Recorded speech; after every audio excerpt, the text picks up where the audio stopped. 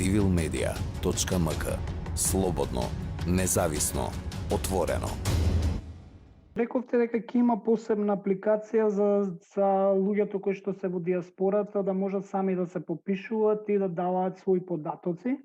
Но дали е таа апликација веќе направена, кога ќе биде достапна и колку е безбедна односно за сајбер нападите.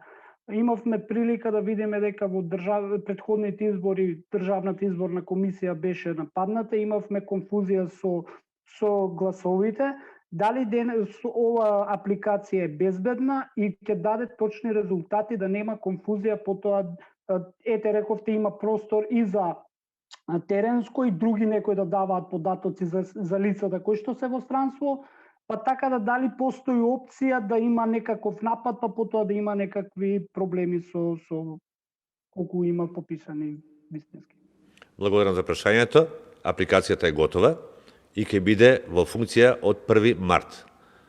Оваа апликација е максимално безбедна, сите мерки за безбедност се преземани и ниту едно лице кое што се наоѓа во државата нема да може да се вклучи на оваа апликација. Значи, исклучиво вклучувањето ќе биде од странство со посебни процедури, кои што се разбира ќе бидат едноставни, за да можат граѓаните да се вклучат на апликацијата и се преземени сите мерки за безбедност на податоците и комуникациите. civilmedia.mk.